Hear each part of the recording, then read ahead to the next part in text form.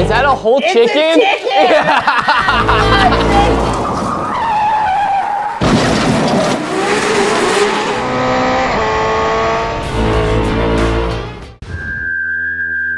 Use it or lose it. Take one, marker.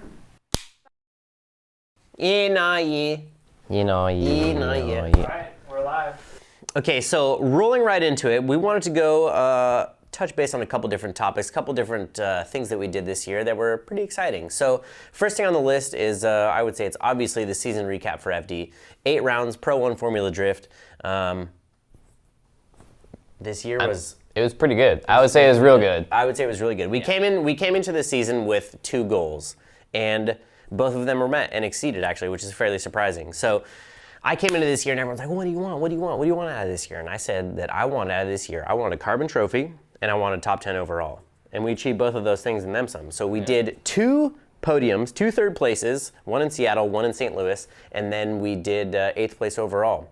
Almost 7th, but 8th place overall, which is really not bad. Like, if you look at all the names that were ahead of us on this thing, it was like Dinova, Matfield, Odie, like all these, like Ryan, you know, like Frederick, the top dudes, like every Ryan, guy in Chris, there. Like everybody was super, super gnarly, and then it was like me.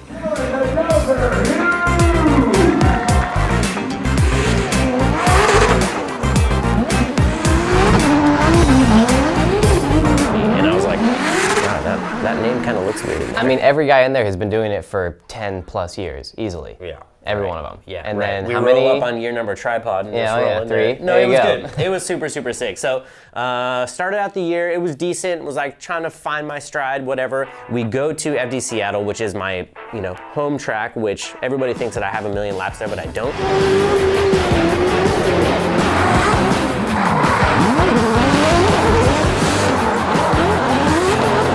I drove that track was in Pro 2 because once I started running Pro-Am, I moved to the East Coast and then I didn't drive that. I never hit the 5/8 bank until I showed up to that track in Pro 2.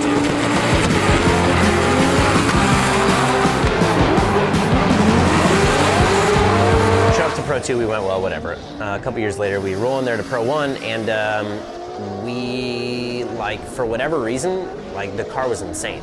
Actually, I'll tell you why. Because we did different camshafts. We did different Brian Crowder camshafts. We actually went down in camshaft side. So it basically made the car light up a little bit sooner, and then it would kind of roll over the top a little bit more, which is basically the best thing we ever did for the car. We re-dynoed it. We made a couple changes to the suspension in the front. I got the SLR kit on the front of my car this year, and the thing absolutely jams. So we took a shot in the dark, and we changed the alignment on the front of the car. That matched with the camshafts. Well, and I mean, what was a little bit Matt Field gave you? Yeah, we did some more stuff, went up in spring rate in the front. Old GD from Matt Field's team helped us out. Good guy. And made these changes, and the car, literally, the first time I pulled in the burnout box, I was like, what am I driving right now? This car has been, a year and a half old at this point. I get in it, and I felt like, what is this thing? It doesn't even feel like my E46 at all. And then after I did, get through the burnout box, as the burnout box went through, warmed the tires up, and I pulled to the line, and I'm like, this is it. I don't care what anyone says, this is it. And I mean, obviously it showed because the first round that you had all of those things that all came together and created the new car that you had was Seattle. Seattle. And you got a podium.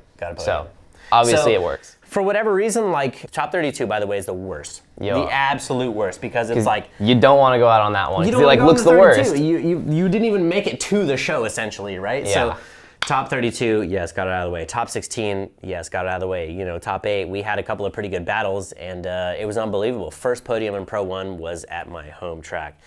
So a lot of family, a lot of friends there. It was unbelievable. It was one of the best experiences of my life, honestly.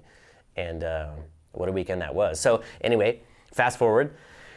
Next event is St. Louis. Yep. We have been working on, in between Seattle and St. Louis, we worked on this Bonneville bike. So our goal was with Permatex that we had to go to Bonneville. We wanted to go and run this thing and try and run 200 miles an hour on a supercharged 1000 Kawasaki ZH2 motorcycle, something I had been wanting to do for about 10 years now. We're looking at these handlebars right now. So what we ended up doing is we actually just flip these over. They did sit way up here. But the cool part about that is that's able to get us way, way lower, which is pretty sick. This tank is really making me nervous because I feel like I need to go lower because this windscreen is only going to be right here. Working on this bike a whole bunch, didn't really give FD a whole lot of thought. Show up to St. Louis with an insanely busy 2 weeks ahead of us. I forgot about that. That was the one that we came into literally with, essentially like you said, zero thought. We had worked on this bike nonstop the entire break, and then it just came into showed up to St. Louis. And we're right. wow, I guess we're changing gears. Yeah, exactly. We're going to FD exactly. now, right? This is round 6 of the 400 Pro Championship. This is Crossroads.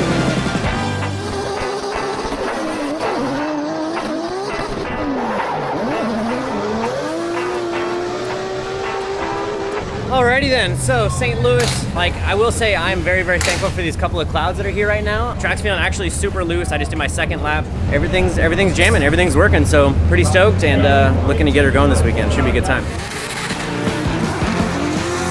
So show up to FD, it was unbelievably hot and miserable there. Like terrible, horribly, horribly terrible. No offense to anybody who lives there, but Gotta say it's the worst round. it was hot. It was unbelievably hot. So we show up, we're bitching up a storm because it was way too hot the whole time.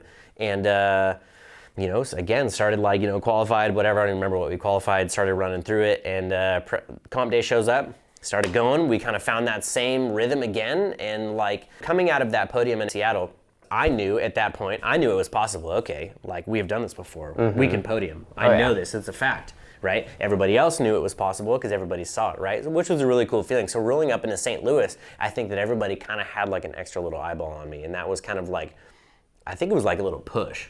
For sure, yeah. And for whatever reason, that track's a little bit awkward and I actually really started to enjoy it. What's funny is you did, last year, you did good there. Like one of your best rounds that you did last 2020, year our condensed season, was like one of your best rounds was at St. Louis. We did the back-to-back rounds. I did 2 top 8s, which is pretty in a brand new car, which is pretty sick. Very first good. round. Yeah. So show up there, we start battling, and like, dude, I was feeling good. Like for whatever reason, I could put that track together and I started feeling good. You know, run 32, run 16, run 8, and it was it was pretty good. So then now that we did two events in a row, and I was just fully like. Also, both sponsors, because the Seattle one, Right. that was a Permatex round. Your car's normally Royal Purple. Right. So it was like, you know, Purple's like, that's great, but like, you Good know, job, really, guys, really but wish the car's blue. Yeah, like, wish our Row car was purple, purple. Which is the car was purple, right? So we did 5 rounds of Row Purple title sponsorship on my competition car. So the car's purple for 5 rounds, and then it was blue as Permatex for 3 rounds. Yeah.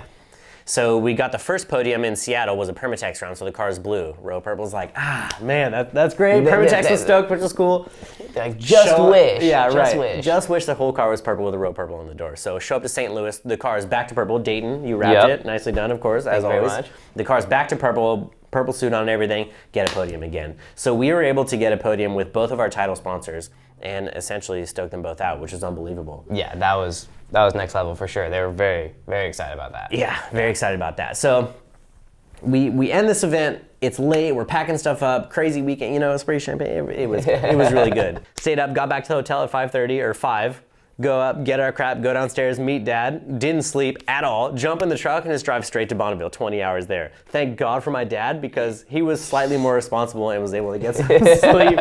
He was able to get some sleep, and we just like crashed out for like the first 8 hours of the day of driving. How many hours was that? 20. Get there, show up, never been there, well, I've been there one time, but we get there and we had no clue. We didn't know there was tech, we didn't know how to check in. we didn't know how to check in. We didn't know how to get there. We didn't know how to get there. We show up, we finally get to the salt, and we roll up, and we're just like, this trailer looks important. We walk in there, we're like, hello, my name is Dylan, and I would like to do the Bonneville today.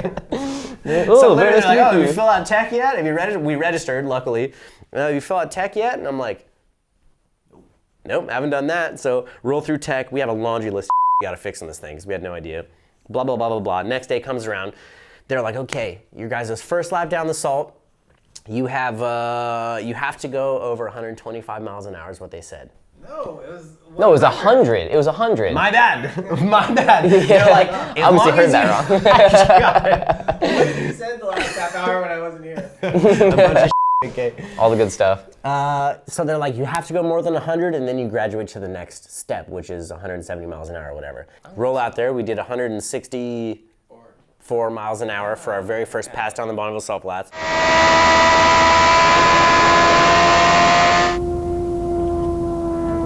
You know, which was good. It was a little faster than they wanted me to go, which now we know that. I'll chill out a little bit more next time. Second pass, 184 miles an hour.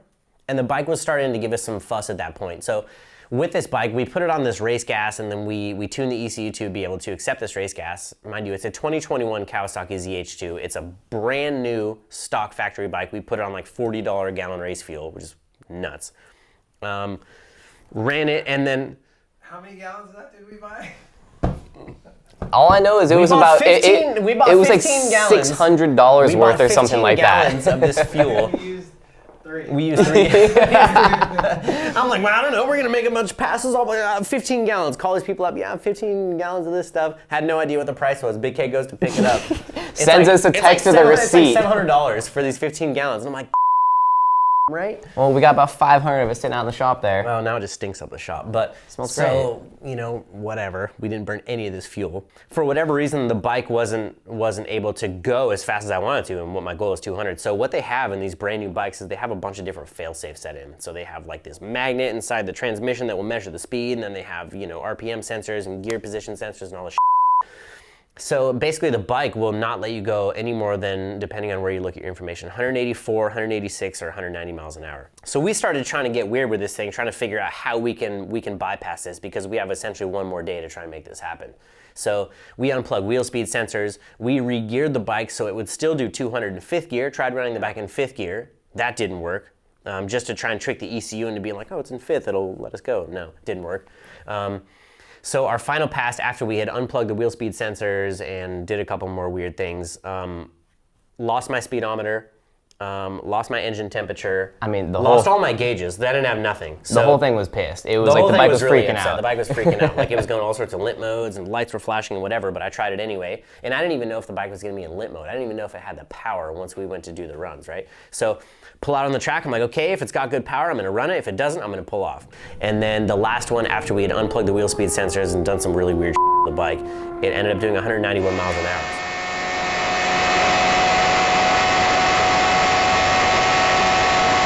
The bike topped out by the end of the first mile, and then was sitting at 191 miles an hour for the second mile, which is before the timed mile, and then we roll into the timed mile and run a 191 mile an hour average. So top this thing out, I'm like, okay, this is good. No idea how fast I'm going. Could be 200, I have no idea. I'm just gonna hold this thing and see what happens.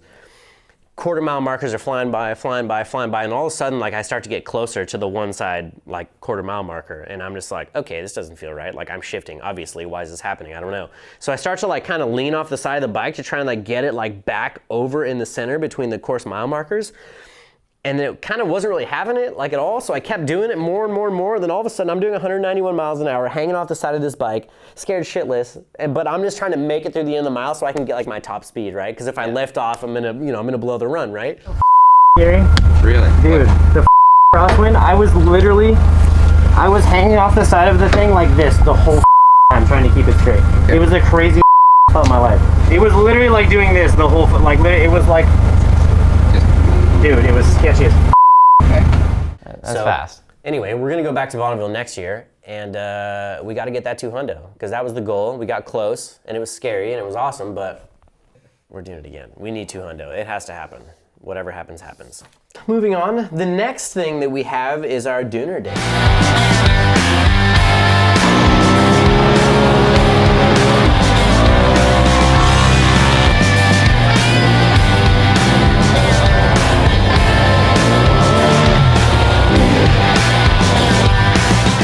To do a test with our new side-by-side before we went and drove it in Baja, just to make sure it didn't break, right? Well, that and we went to Slime. Then we went to Slime. So Slime, the sponsor of the whole Baja thing, we went by their HQ, which is up in San Luis Obispo, right next to Pismo Beach. So we took everybody out there, and we went and rallied that thing around the dunes, and it was sick. It was a really good time.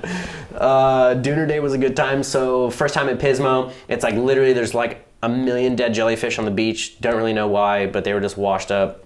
Interesting. Like a lot of them, like a lot. Do you get stung by them when they're dead? No. Oh, well, I don't know. I didn't rub my face on one, but. Smart, fair, yeah. Good point. So, Dooner Day, we ended up like launching this thing a whole bunch of times. We actually got 2 rental side-by-sides, and we never did the orientation for it. Somebody else did for us. So they basically just like dropped these side-by-sides off, and I'm like, oh, it's going down. We literally we're hitting these jumps as fast as that thing would go over and over and over, and it'd go into lit mode. I'd turn it off, wait for about 15 seconds, turn it back on, continue rallying the piss out of it. I mean, well, what's the saying about rentals? If it's a rental, don't be gentle, brother. There you go. That's all I need to know. That's all I need to know. Let me tell you that right there, and that stayed true. Apparently, we weren't supposed to jump them. Why are we doing this shit? And it was a great time. So we had 2 rentals plus the slime rig. Not as well. Kenan tried to kill me with the drone. I'm driving this thing and Kenan accidentally flies the drone through the back door and like hits the back of my seat and the fuel cell and... Wait, ready? Oh my God, he hit the drone! Oh! It was pretty much freaking awesome. It was a really good time. That's why we do this. We got a green screen. Right, we got a green screen. Okay, so those were our top moments from this year. I'm sure there's more, but I probably don't remember them. Okay, moving on. Baja! Baja! Baja!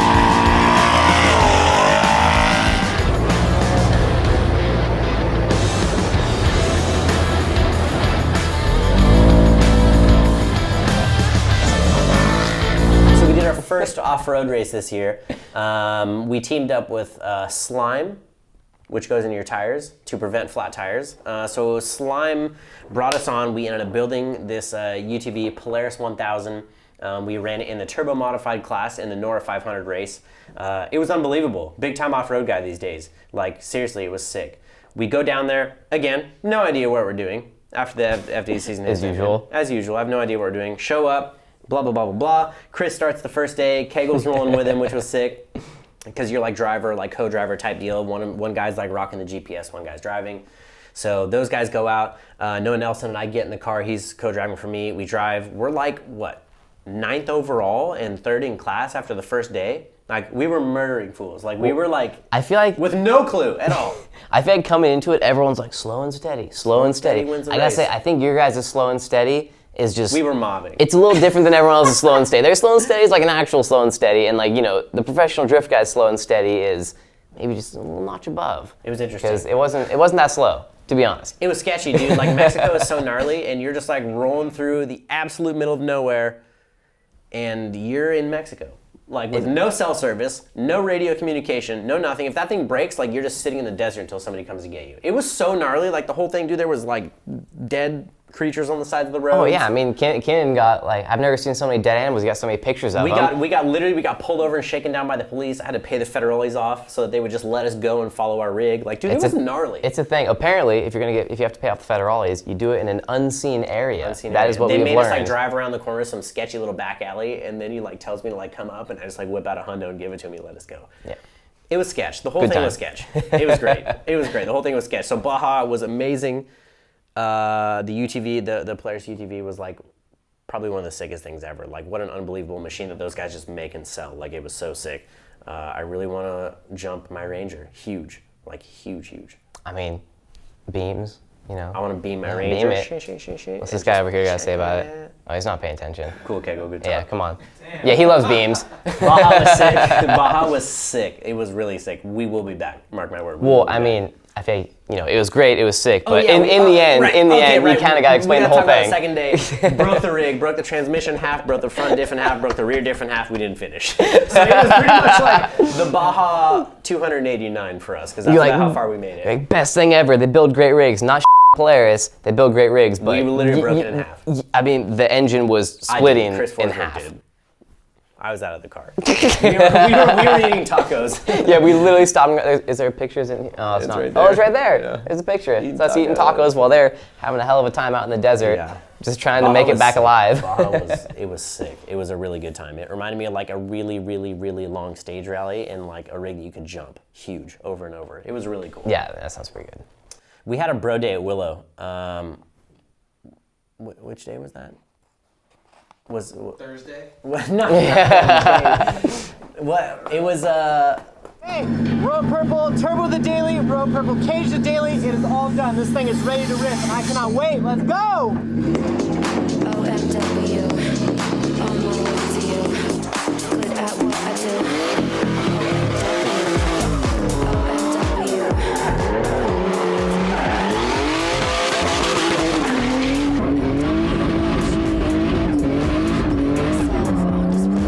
Everyone's gotten to drive the thing. It's great. It's great.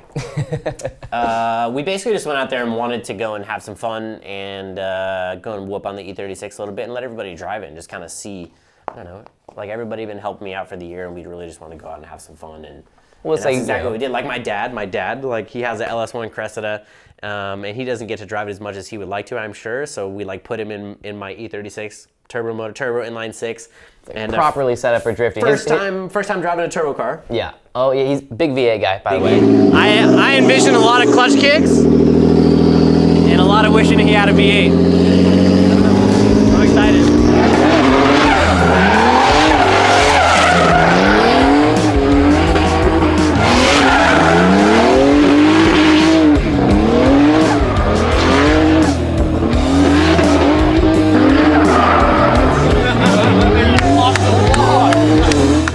Big stunt guy over here, what'd you do? Big stunt guy over here. So what we're gonna try and do is once a month for 2022, we're gonna go ahead and try and do something that's a little bit different, something that's uncomfortable, something that's out of our wheelhouse, something that's just kind of weird, right? So what we did this year, we only did 2 of them this year, but we went skydiving, like randomly we went skydiving. Never done that before. I gotta say, pretty bummed you didn't invite me to that one. Yeah, well, we went and bought a car, actually. Okay, so here's what happened. We went to go buy a car. It's a 98 Mercedes E300 TD, which we were gonna potentially take the motor out of and put it in the wagon for SEMA, right? That was the whole point of this entire excursion here. Yep. Go down to San Diego, buy this thing. On our way back, me and Noah are driving this thing back, and it's just like skydive Oceanside, and we're like, man, skydiving, that'd be crazy. And we're just like, pull in there, end up hooking our meat out of a plane. It was sick. It was weird. So that's one thing that we're gonna try and do, and we're gonna try and do some more weird like that. So another thing that we did was yesterday, actually, we went to Knott's Berry Farms. And before we went, Well, yeah. there was 5 of us. There's 5 of us, right? There's 5 of us. We sat in the rig. Everybody has their name written on a piece of paper. We drew a name out of a hat, and whoever's name you got, you're gonna buy clothes for. So we're all gonna pull a name out of this hat. And then that's the person that you're gonna buy an outfit for. You have $25. And that wear it all day. Wow. We're going to Knott's Berry Farm. Hey! Oh man. Everybody's gonna pick themselves probably. You're gonna train if you pick All right, somebody. let's wait to open them. Yeah, wait till I'm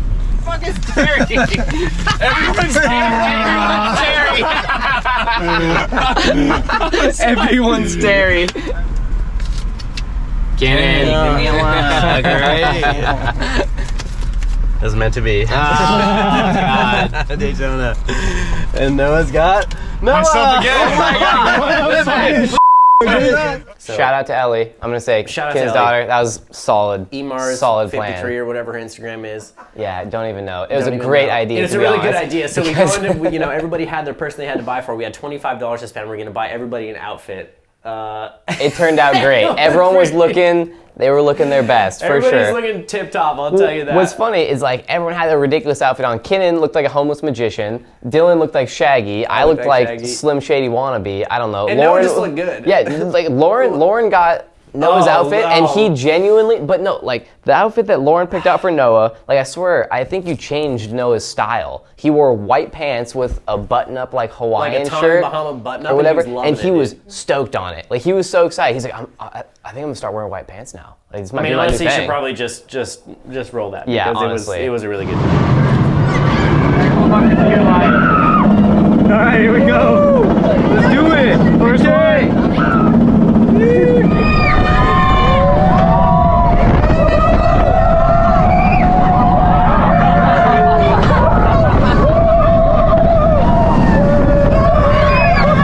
Well, Daytona lost his glasses already, so he's borrowing Kinnan's now. I mean, I'd say they look pretty good. Oh, I look like a bum. And then Lauren, I mean, you know, Big Hell got hit by a bunch of gay dudes. Every gay dude in the place was just looking him up and down like he was something to eat, dude. Like he was getting eye.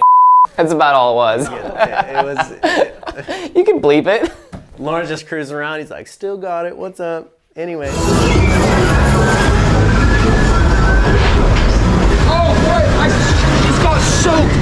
Is that why you didn't want to go in front? This thing's leaking. I swear. I'm big. Dude, my shoes are soaked. I swear, like that. That was a whole bunch of bull. Oh no! Oh no!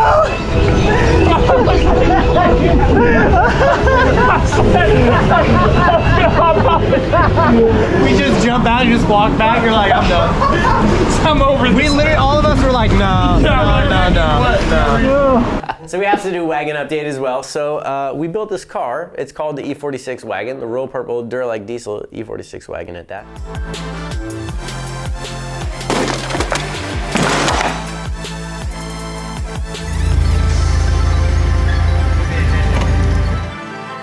We wanted to build something different. Royal Purple wanted to show off the capability of their diesel oil, their new Duralike 1540, and so we built a diesel drift car. Well, and I mean, I feel like part of it too is, you know, drifting obviously is kind of something that you do. I think you've done it before, yeah. And then you also like diesel rigs. I feel like, you know, growing up in our old little town that we had, everyone had diesel rigs. It was kind of a thing. So it kind of works on a personal level for you as well. Kind of works. And so we ended up choosing this engine based on, like, I'd had my eye on this engine for like a little while, and looking at YouTube videos of them, and they look like they made good power, and they like do the black smoke thing, which is kind of cool. Sound cool. They sound cool. Turbo inline six, which I'm all about the inline six these days, turbo. And so that's what we're gonna do, right? So moving back to the car, we had bought this car to try and put the engine in because we ordered an engine from England. It wasn't gonna show up in time before SEMA. So we did an NA engine that we found online. It's just like this whole thing, right? So take this car to SEMA.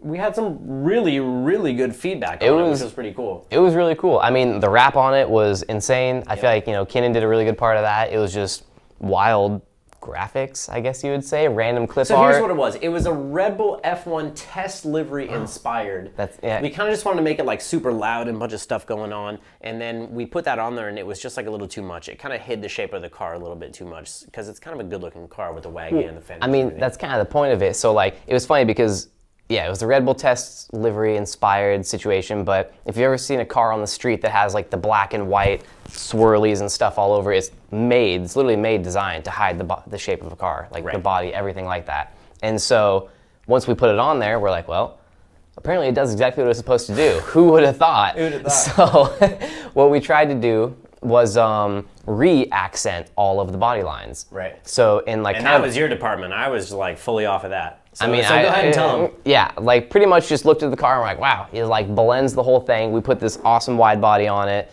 It was super cool. So you could see it all again. Outside of every single panel was outlined in black. Did the fender wells, did everything, just outlined everything. And so it kind of brought the whole car back. Door seams, right? Door seams, Fender yeah, seams, side skirts, all of it. And it was, I mean, I feel like it was a great success. It was kind of one of the first liveries that I've, you know, been able to like work with, you know, with Kinnan, his design. I got to kind of do what I wanted with it, and I thought it turned out great. It was a good success for sure. And even though the thing was Flintstone powered going into SEMA, like with COVID and everything, like we ordered this engine in what, May? It's been like 7 or 8 months. We ordered this engine in May to try and get it ready for SEMA, right? Engine never showed up, which happens. It happens, you know, whatever. Trying to get parts from Mercedes-Benz for this engine and everything, so whatever, it happens. So we ended up buying an NA engine off of Craig's or Facebook Marketplace, I think, and it was like a $1,500 NA engine. We like cleaned it up as best we could, painted it, primered it first off. We did the top diesel. to bottom.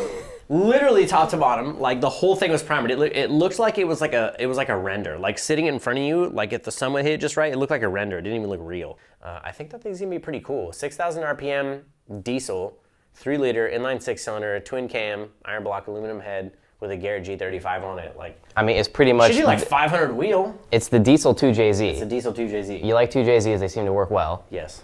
Cool. But so the thing is going to be pretty freaking sick. Like, yeah. It's going to be rolling black smoke. It's going to have 4 people in it. We're going to put a big stereo in it.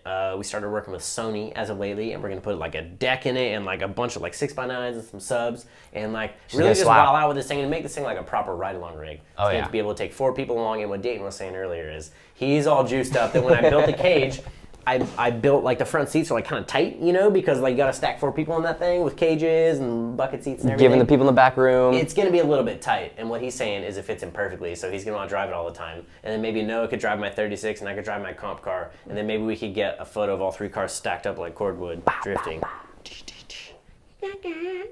Would be super sick. Yeah, I'm into that. So that's where we're at. Because I can't touch the pedals on most vehicles. Right. So anyway, oh yeah, to finish us off though, the diesel engine is now finally done. We got a video literally yesterday of the thing running for the first time.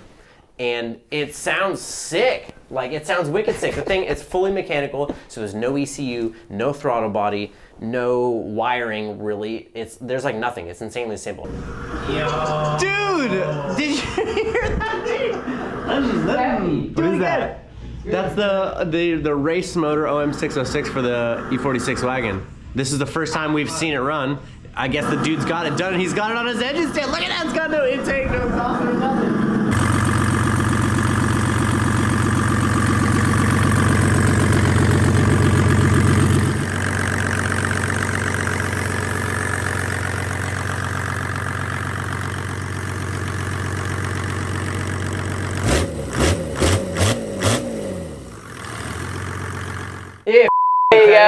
Sick. Yeah. Anyway, but I mean, moving right along. I just feel like, I just feel like I want to touch on the diesel thing again. It's just so cool, the way that they work. It's very different, completely run off fuel, and right. Like it's I said, just, when I say no throttle body, it's like how much power do you want to make? Okay, that's how much fuel you give it. And then as long as it has air to match the fuel, it will just make as much power as fuel it has. Like it's just really weird. It's like a super caveman style of making power, in my personal opinion. Like, I just feel like people don't understand the way, like when you look at it, you're like, oh, diesel engine, cool, whatever. But like when you know the things that diesel engines do, it's just weird and cool and different, and I'm stoked for the rig, for sure. 25-to-1 compression, 35 pounds of boost, 6,000 RPM.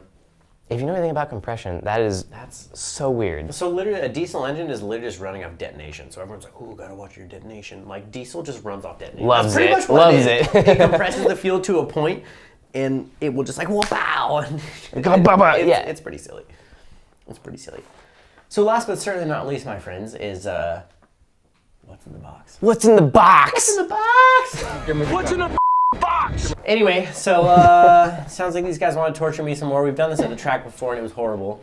We're gonna do it again. So You've done what's in the box? we've done what's in the box. I was stroking a fish at one point. It was really gross. And now Why'd you have to say stroking? Because I was trying to figure out what it was. I'm like, man, what is this texture? It's like a little minnow, and the thing was dead. And I'm just stroking its carcass, trying to figure out what it was. Is it fish? It's a fish, isn't it? It's a fish.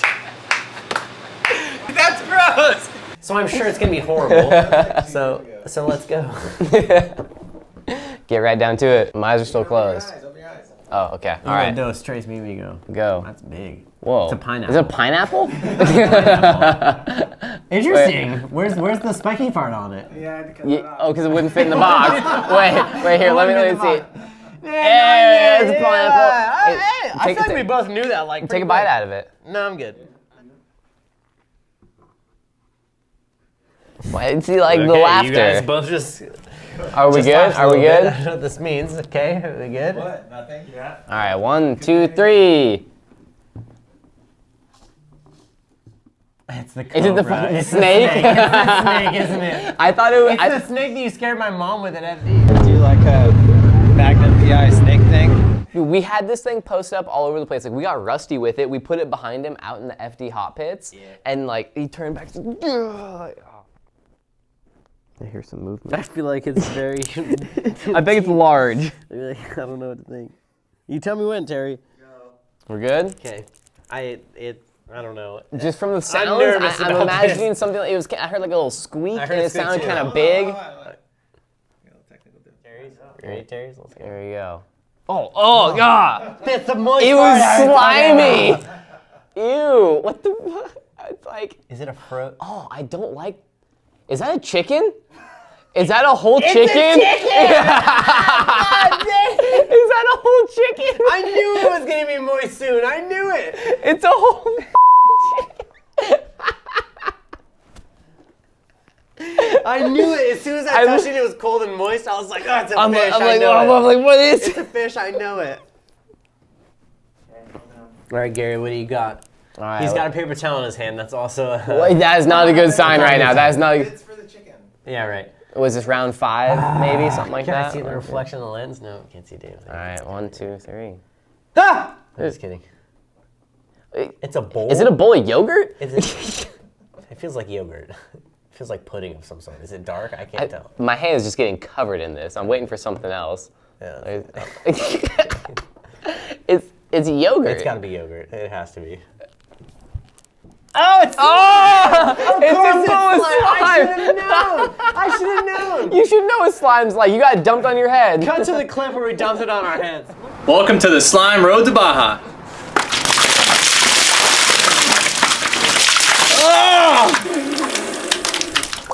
I'm telling you, dog, if it's another fish, dude, I literally can't get it out of my head, dude. It's just I'm scared. scarred forever. I was like stroking the back of this minnow, like.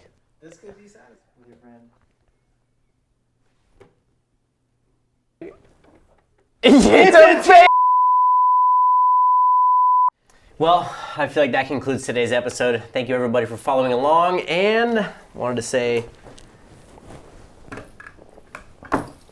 Merry Christmas to everybody, Happy Holidays, Happy New Year, all that good stuff. Thanks for following along, and I really think 2022 is going to be a good year. So I mean, all we can do is look forward to more. all we can do is look forward We had to a more good time. shenanigans, and we'll see what happens. Catch you.